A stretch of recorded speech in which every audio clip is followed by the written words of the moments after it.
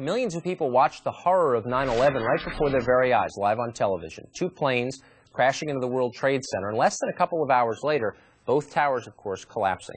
My next guest says that hijackers may not have brought down the towers by themselves. Here to explain his controversial theory, Stephen Jones. He's a professor of physics at Brigham Young University in Provo, Utah. Professor Jones, thanks for coming on. Sure, thanks, Tucker. Well, just sum up this, obviously, your theory, just the one sentence that I just explained in the intro, contradicts what we all think we know about how these towers collapsed. Quickly sum up your explanation for what happened. Well, I'd like to start with this paper that you referred to. It's available online. What I'm doing, Tucker, is presenting evidence but it's a hypothesis to be tested. That's a big difference from a conclusion. And so I just wanted to clarify that. But to sum up, I've looked at the official reports by FEMA and so on regarding the collapse of these buildings. Right. I'd like to look at the collapse of Building 7 in just a minute. It was not even hit by a jet. Okay, so but the two towers, the explanation has been that the fire inside was so intense that it weakened the structural steel and that each floor collapsed down upon the next in a pancake fashion, and they imploded in on themselves. Is that essentially, I think, what people think? Yeah, that's basically it, yeah. And so what I've done is to analyze these reports. But I would like to do a little experiment with you, Tucker, if I could. I sent out a video clip of the collapse of Building 7, because most people haven't actually seen that one, and that's the crux of the argument that I'm presenting. Okay, sum up very quickly the argument for us. You believe there were explosives in the buildings planted by someone, detonated. Well, yeah. Is that correct? In other words, the hypothesis to be tested is there's two hypotheses here. One is fire and damage caused all three buildings to collapse. Okay. The other is that explosives in the buildings may have caused the collapse. And so then we analyze and see which fits the data better. And I've done that in my 25-page paper. I want to read you a quote from the Deseret Morning News, a paper in Utah from you. I'm quoting now. It is quite plausible that explosives were pre-planted in all three buildings and set off after the two plane crashes, which were actually a diversion tactic. Muslims are probably not to blame for bringing down the World Trade Center buildings after all. That's, I would think, pretty offensive to a lot of people listening. Do you have any evidence for that? I mean, well, not to the Muslims, I might say. Well, that's a good. I've had a lot of emails. I'm sure your writings have been greeted with glee in Islamabad and Peshawar and places like that. But for Americans, well, I haven't received any notes from there, but just good people. I have Muslim friends. Let me read, for example, but I'm not going to let you off the hook. I really want to do this experiment with you. Well, we don't have a lot of time for experiments, Professor, but if you could just give us one thing to hold on to. How you make these claims or appear to make these claims. Do you have any evidence that they were bombed in the building? Sure.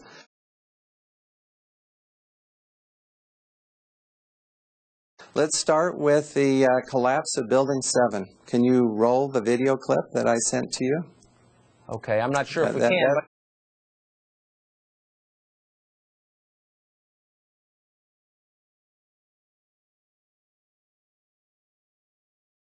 To specify, that is World Trade Center building number 7, smaller than the other two, was not hit by a plane, of course, yet it collapsed.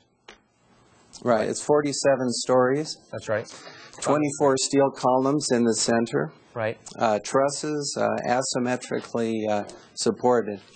Now, I can't see what you're seeing, so we just see the building. And just so our viewers know, the explanation that I think is conventional is that there was a large tank of diesel fuel stored in the lower level of that, which caught fire, and the resulting fire collapsed the building.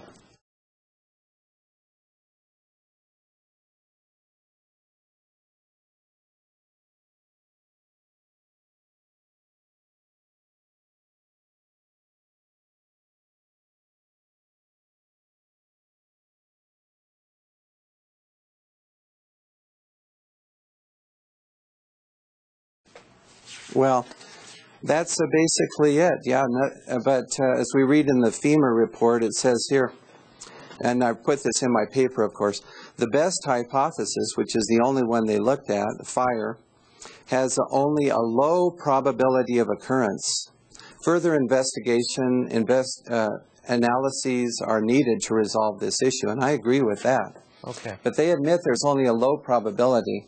And if you look at the collapse, you see what I've studied is the fall time, the symmetry, the fact that it first dips in the middle, that's called the kink, which is very characteristic, of course, of controlled demolition. Professor, I am sorry that we are out of time, and I'm not sure that Whoa. One other thing I want to mention about... Okay, if you can hit it, okay, with it quickly. All right. Okay, here we go. Molten metal in the basements of all 3 buildings. Right. And yet all scientists now reasonably agree that the fires were not sufficiently hot to melt the steel. So what is this molten metal?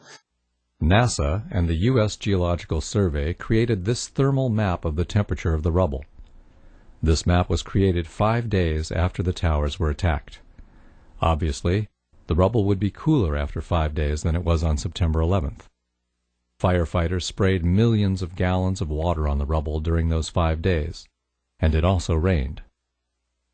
However, one location in the rubble of Building 7, with little fire, was above the melting point of aluminum, and so was one location in the rubble of the South Tower. Not surprisingly, smoke came out of the rubble for months. Peter Tully, president of one company hired to remove the debris, and Marc Loiseau, president of Controlled Demolition, told the American Free Press that steel had melted in the basements of both the towers and also Building 7. These incredible temperatures are evidence that explosives were used. Jet fuel cannot reach these temperatures.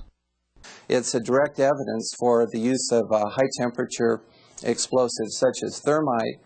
Thermite produces molten iron as an end product. Okay. So we do have, it's a very short time, but people will read the paper, then I talk about the molten metal, the symmetry of the collapse, and the weaknesses and inadequacies of the fire hypothesis. Professor, we're going to have to leave it to our viewers who are interested enough to follow up to do just that. We appreciate your coming on, even if I don't understand your theories. We appreciate you trying to explain them. Thanks.